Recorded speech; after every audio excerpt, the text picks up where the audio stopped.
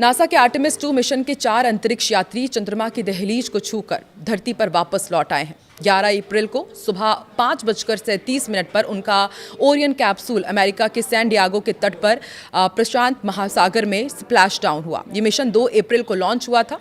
1972 के बाद ये पहली बार है जब इंसान चंद्रमा के इतने करीब पहुंचा हो।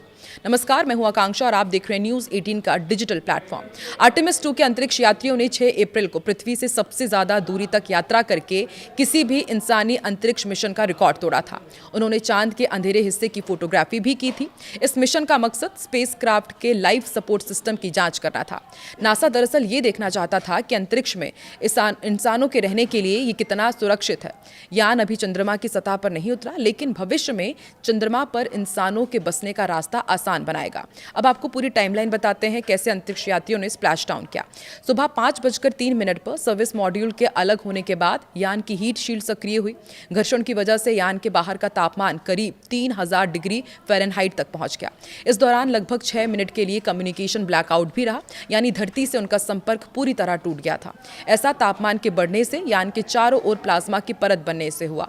फिर 5:23 पर यान जब करीब 22,000 फीट की ऊंचाई पर था तो ड्रॉग पैराशूट खोले गए। पैराशूट ने समुद्र में गिरने से पहले ओरियन की रफ्तार कम की और उसे स्थिर बनाया।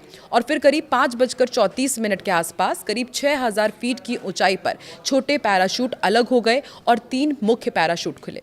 इससे ओरियन की रफ्तार घटकर 218 किलोमीटर प्रति घंटे से भी कम रह गई।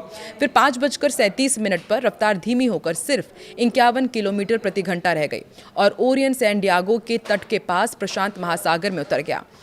11,17,000 किलोमीटर लंबी यात्रा पूरी हुई। धरती के वायुमंडल में प्रवेश करते समय ओरियन स्पेसक्राफ्ट की रफ्तार 40,000 से 42,000 किलोमीटर प्रति घंटा थी। ये इंटरनेशनल स्पेस स्टेशन से लौटने वाले यानों की तुलना में बहुत ज़्यादा है। अधिक रफ्तार और गुरुत्वाकर्षण के कारण पैदा होने वाली भारी दबाव और गर्मी को सहने के लिए इस यान को खास तौर पर मजबूत बनाया गया था। इस मिशन में अमेरिका के Reid Wiseman, Victor Glover, Christina Koch और कनाडा के जेरेमी हेंसन शामिल थे। ये चारों एस्ट्रोनॉट्स 50 साल से भी ज्यादा समय के बाद चंद्रमा के करीब जाने वाले पहले इंसान बन गए हैं। हालांकि इन्होंने चांद पर लैंडिंग नहीं की, लेकिन इनका स्पेसक्राफ्ट धरती से 4,06,778 किलोमीटर की दूरी तक गया।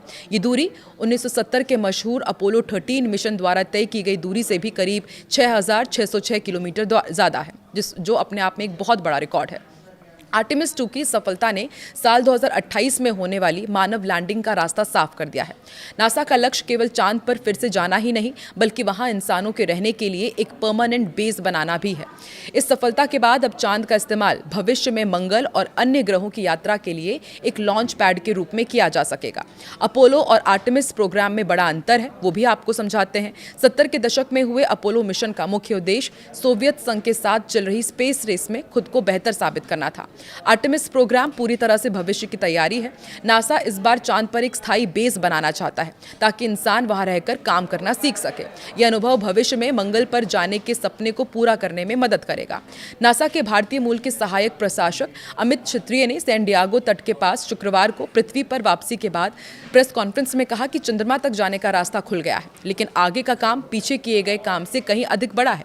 इस मिशन में शामिल commander Reid Wiseman, pilot Victor Glover, Christina Koch और कनाडा के जेरेमी हेंसन ने दिसंबर 1972 में हुए अपोलो 17 मिशन के बाद पहली बार चंद्रमा की यात्रा की है। वहीं उड़ान निदेशक रिक हेनफ्लिंग ने कहा कि आर्टेमिस 2 के अंतरिक्ष यात्री खुश और स्वस्थ हैं तथा ह्यूस्टन लौटने के लिए तैयार हैं। आर्टेमिस 2 पहला मानवयुक्त मिशन था जिसमें नासा के अंतरिक्ष प्रक्षेपण प्रणाली रॉकेट और ओरियन क्रू मॉड्यूल का उपयोग किया गया, जिससे ये साबित हुआ कि एजेंसी का उपकरण अंतरिक्ष यात्रियों को पृथ्वी की कक्षा से बाहर भेजकर सुरक्षित वापस ला सकता है। अमित क्षत्रिय ने कहा कि कल उड़ान निदेशक जेफ रेडिगन ने बताया था कि चंद्रमा तक 2.5 लाख मील की दूरी तय करने के बाद लक्ष्य साधने के लिए हमारे पास 1 डिग्री से भी कम का कोण था और टीम ने इसे सटीकता से हासिल किया। ये किस्मत नहीं बल्कि 1,000 लोगों की मेहनत का नतीजा है। आर्टेमिस 2 ने कुल 7,237 मील की दूरी तय की और अधिकतम गति इस दौरान 24,664 मील प्रति घंटा रही। अब नासा का लक्ष्य चंद्रमा पर मानव उतारने और वहां एक बस्ती बसाने का है, जो भविष्य में मंगल और उससे आगे के मिशन के लिए लॉन्च पैड बनेगा। ये चारों अंतरिक्ष यात्रियों के लिए शानदार यात्रा रही, जिसमें चंद्रमा के उस हिस्से को भी देखा गया जिसे पहले कभी मानव ने नहीं देखा था। इसके साथ ही पूर्ण सूर्य ग्रहण का भी अवलोकन किया गया। प्रशांत महासागर में उतरने के बाद ओरियन कैप्सूल खुलते खुलते ही टीम ने राहत की सांस ली।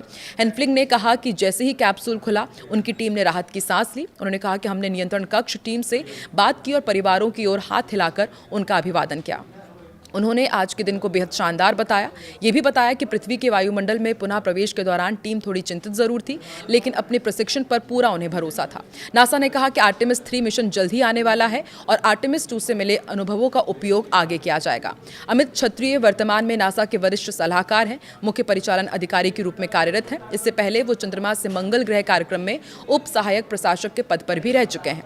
अब आपको थोड़े नॉलेज की भी जानकारी देते हैं। इस मिशन से पहले केवल 24 लोग ही चांद के पास या उसकी सतह तक पहुंच पाए हैं। ये सभी अमेरिकी एस्ट्रोनॉट्स थे। सभी 1968 से 1972 के बीच चले अपोलो मिशन का हिस्सा थे। नासा के अपोलो प्रोग्राम में क्रू और बिना क्रू वाले मिलाकर कुल 17 मिशन हुए हैं। अगर सिर्फ उन मुख्य मिशनों की बात करें जिनमें अंतरिक्ष यात्री शामिल थे तो ये कुल 11 थे। आर्टेमिस 2 पूरा हो चुका है और अब संकेत दे दिए गए हैं कि बहुत ही जल्द आर्टेमिस 3 भी लॉन्च किया जाएगा। आपको क्या लगता है जिस प्रकार से ये मिशन कामयाब रहा है, क्या वाकई आने वाले दिनों में चंद्रमा या फिर मार्स में हमें जीवन मिल सकता है? कमेंट सेक्शन पर अपनी राय जरूर दें।